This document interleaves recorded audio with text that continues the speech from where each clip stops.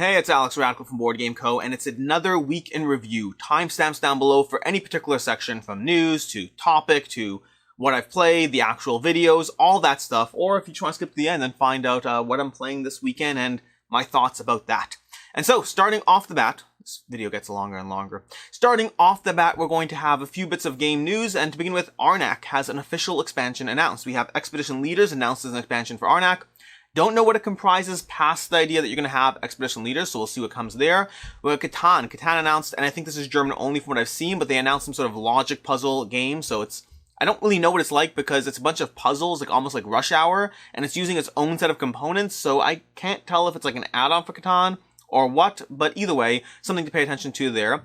Speaking of a bunch of German things, Cosmos announced a whole bunch of things that they're doing. They're reprinting they're reprinting Catacombs of Karak. They're reprinting that with English only, although the original had English rules in it.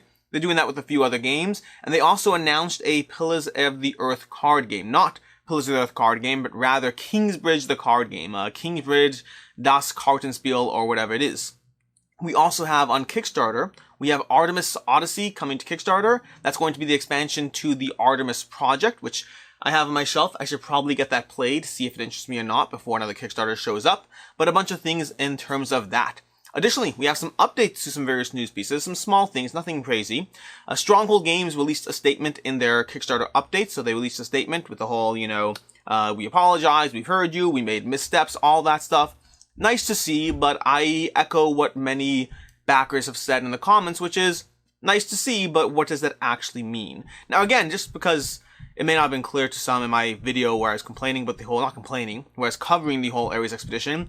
For the most part, I don't actually really care. I walked out of that initial Kickstarter, out of Ares expedition, thinking that this was about Stronghold and not about the backers, which is fine. It's just a decision they make, and it's a decision I make as well in terms of what I do about it. I am intrigued or curious to see what they will or won't do differently. Ultimately, for me, I'm going to back what makes sense for me to back, and I'm going to not back what makes sense for me to not back. So I'm not particularly disturbed with it either way. Past that, there's also an update as far as Kotaku. Kotaku released an article covering the freight crisis, and that was just nice to see. They're talking about, more awareness about the freight crisis in the board game space. The comments in the article are a lot of fun to read, because the comments are a lot of people who are like, oh, board games, like they're still a thing. It's a very fun article to read the comments on. I encourage you going through that. And there's no reason for anyone to think otherwise. I mean, think through yourself, or myself in my case. Before I found this hobby in 2012, I didn't know board games were anywhere near what they are. So it's not crazy that many others just don't have that general awareness. And the more lack of awareness there is out there, the more people who might show up at your gaming table because they suddenly wander into a game store and find something interesting to play. Past that, in completely unrelated board game news, I just want to talk about two things. Not cool, but two things. One is going to be, I'll link down below to an America's Got Talent show. They had an America's Got Talent show with a quick change magician. That's somebody who manages to keep changing all of a sudden in ways that are fascinating to watch. The best quick change performance I've ever seen. It's like 6 minutes, but I really recommend watching it. A lot of fun to watch and kind of astonishing. It's the kind of thing where you're going to keep pausing and rewatching segments like, wait, how did they do that?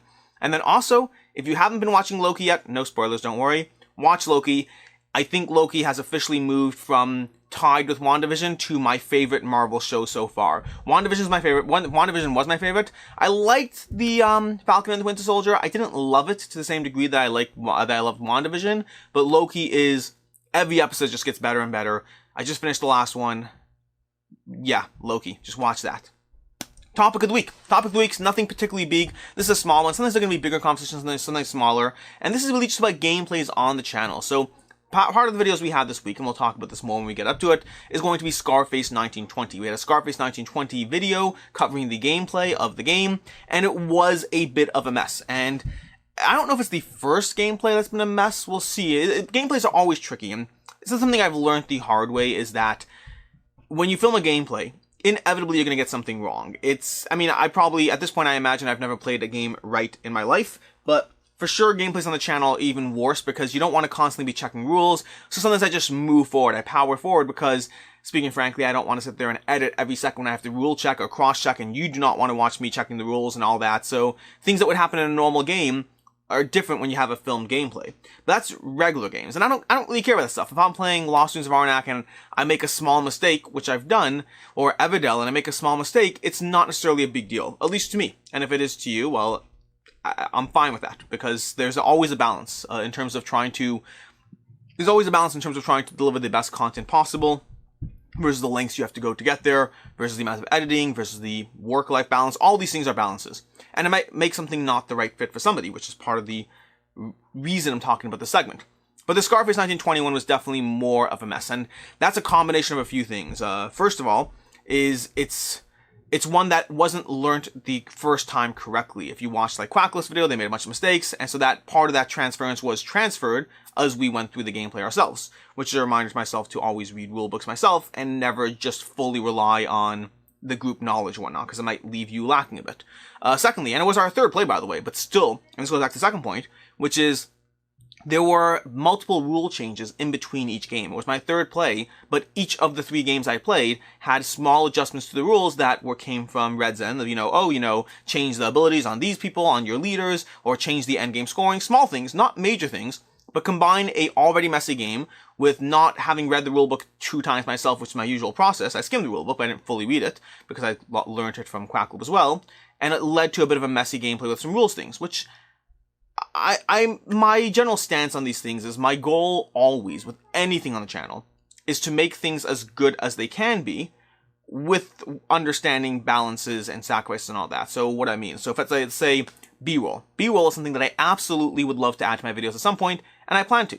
But as of right now, I'm putting out like 10 videos a week, and I still have a day job, and BoardGameCo, the company, and all those things, and I hope to give those things up. But until I do, there are always going to be sacrifices in terms of how much I can get done. So it's a balance of improving the content versus the realities of balancing life and everything else. And that's fine, because I understand that I will have those improvements. I will have more B-roll in my videos as time goes on. I'll have to figure out how to manage certain things. If I do a top 10 list, will I have stored B-roll? I don't know. I'll figure things out. But I would like to have more prettiness or more whatevers to my videos. So it's, again, the balance is I hope to do it. I want to do it. It's a question of when.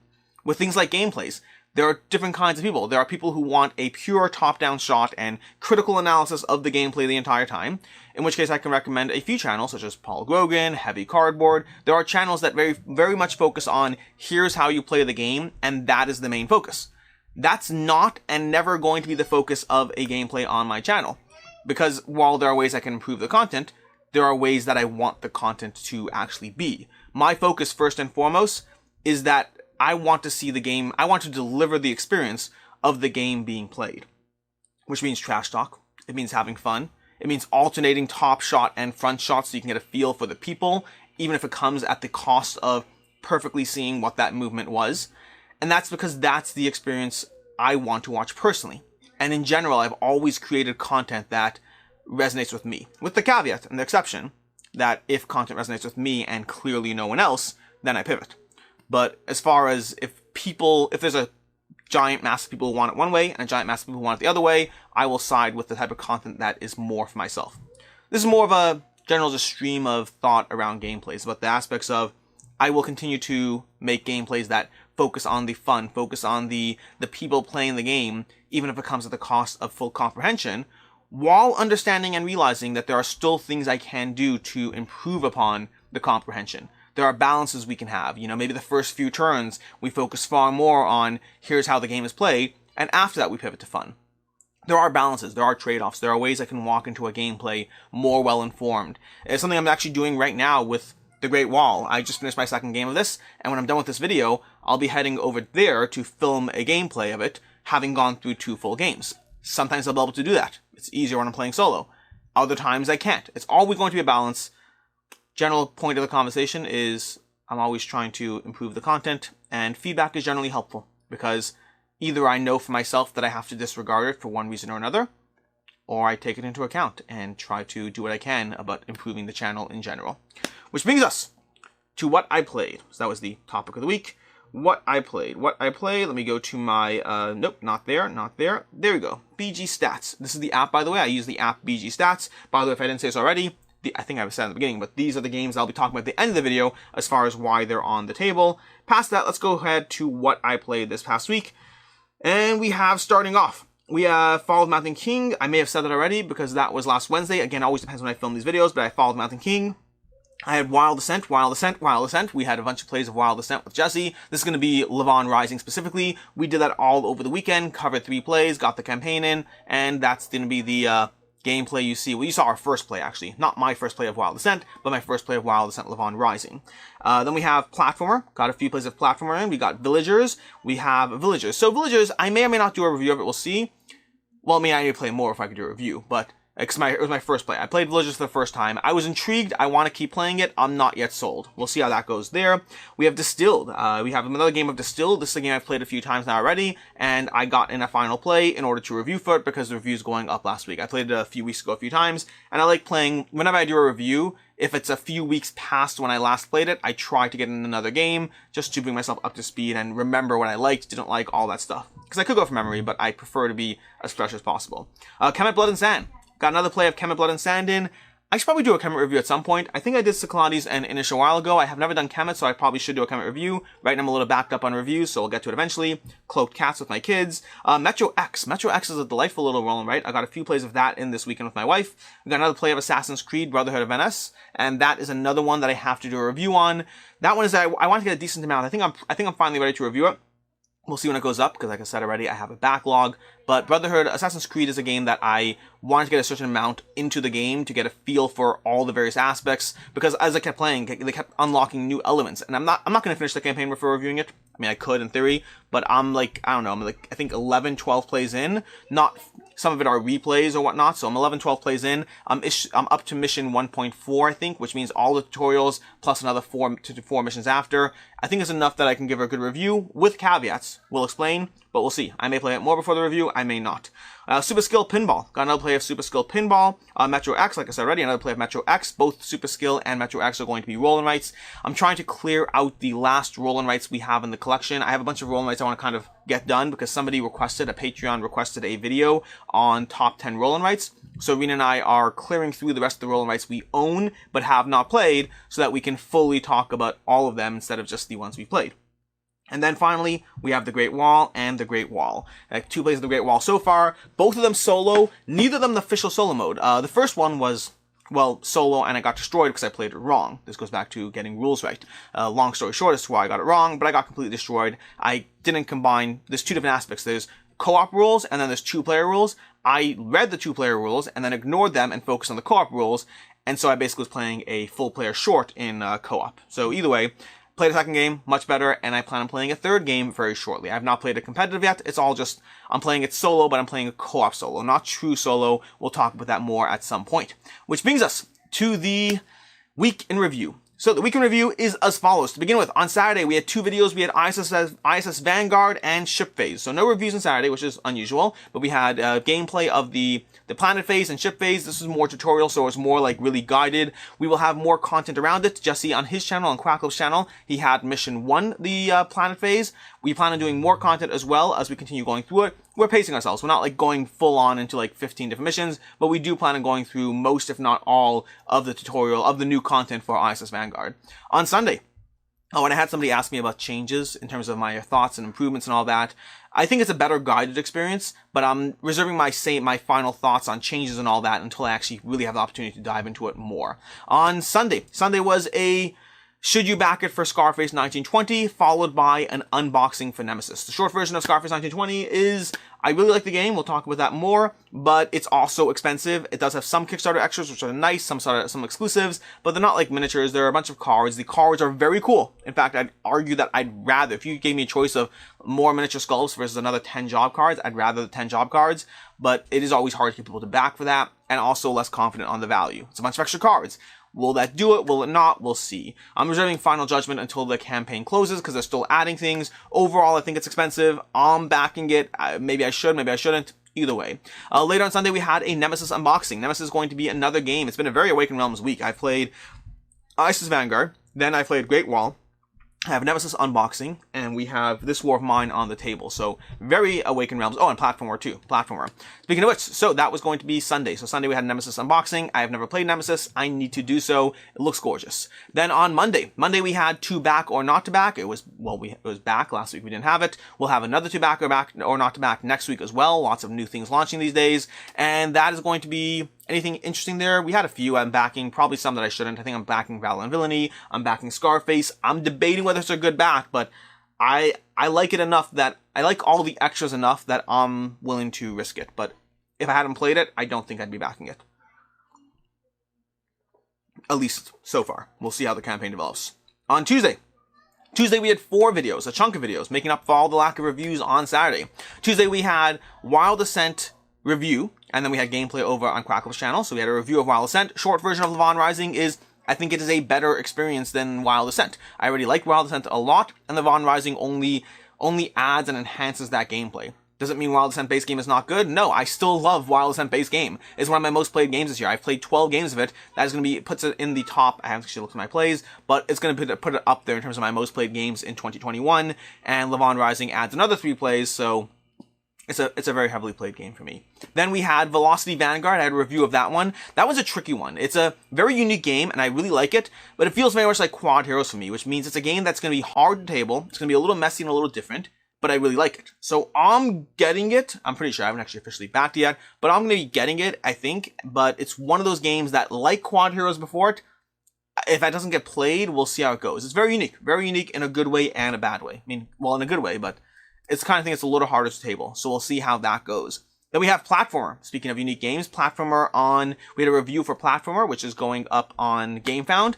And that one is a fun little game. It's very much on the lighter side. It's one that I do like. I do want. Like many lighter games, I'm curious about its longevity in my collection, or I should say more specifically, I'm skeptical about its longevity in my collection. Most lighter games are gimmicks and don't last. And Platformer very much is a gimmick. I enjoy it. I like it. I think it very much feels like an Awakened Realms light game.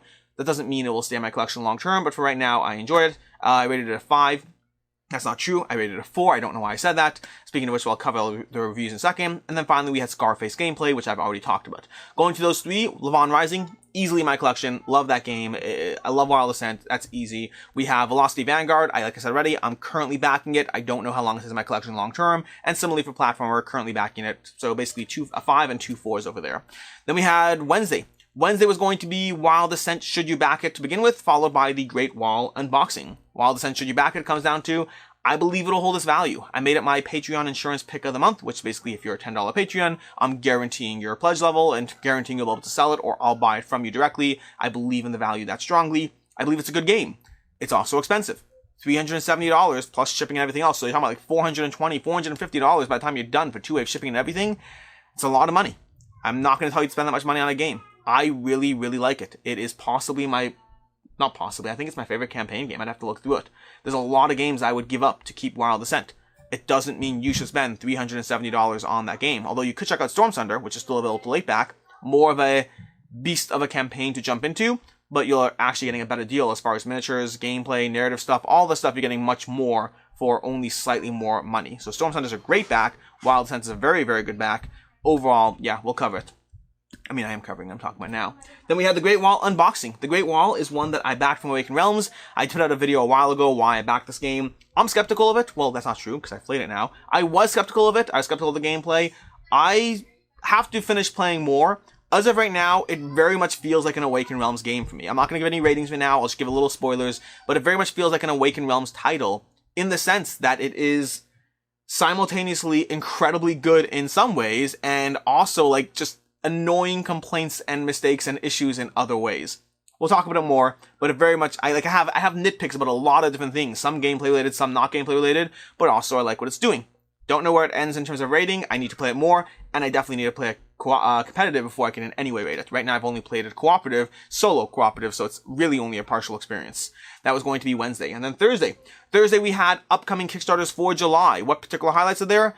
I want to say Divinus. Divinus is going to be probably my highlights as far as upcoming Kickstarters. Also Legend Academy, although that's technically cheating because that's in August. But either way, that's that video. And then on Friday, we had the top 10 games of 2020. I finally put together my list of my favorite games from 2020. Specifically, those are going to be games that have a publication date of 2020. They're not games I played in 2020. They're games that have a publication date of 2020 on BoardGameGeek. And from that list, top 10, I have to double check the list. I have to double check it. I'm pretty sure only 4 of those games I gave, only 4 of those games I gave a 5 out of 5 to. The rest were 4s, which means one of two things. Either I've gotten softer in my old age, or 2021 has just been a better year for me. I think 2021 has been a better year for me.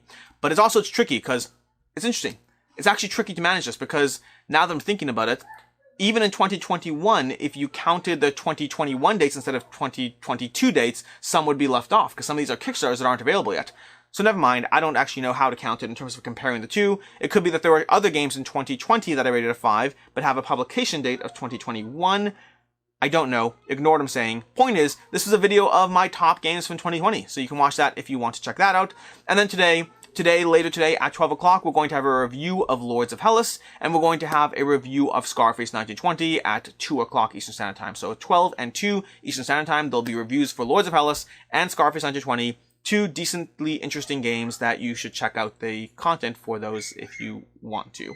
And then later this week, coming up next week, there's going to be a whole bunch of videos. There's going to be 3 videos about my collection. There's going to be a games leaving the collection for June, as well as games I've added to my collection the first half of 2021. And that's going to be 2 videos specifically. So you should watch those. There's going to be 2 videos going up later in the week. There are too many games to fit into 1 video, so I split it up into 2. Speaking of which, I need to go ahead and film those as well. So I'm doing a bunch of filming tonight. I'm doing this video. I'm going to do a Great Wall gameplay, and then probably finish it up with the games of 2021 that I added to my collection. All of that. And then, lastly, games on the table. So, this weekend, I hope to play Chronicles of Guard Apocalypse. I need to get some more games of this in because, well, we're going to have the, not more games. I haven't started playing it. I need to play this one. I've played the original Chronicles of Guard, but I need to play this so I have some content up for the Game Found. But it shouldn't be that much to go through. It's like while it's not Lavon Rising, it's kind of giving you more, and I just have to dive back in with some new characters, some new stuff, all the new mechanics, whatever they added. We have This War of Mine, which I don't know if I'll be playing this weekend. I hope to play it. I've started the rules. Basically, I'm kind of in the mood of, hey, if I'm playing all this Awakened Realm stuff this week anyway, why not add another one to the table? That has been on my list to get to. The Great Wall, which I've already played twice and about to play a 3rd time right now, so definitely hitting this one. And then hopefully some games of Top Pop as well. Oh, and then lastly, this stuff over here. These are going to be the Command comics. I am very excited for these. These are going to be a bunch of Command comics, to the point that, by the way, having gone through these, I'll have an unboxing covering this stuff later this week, probably going up Wednesday, we'll see.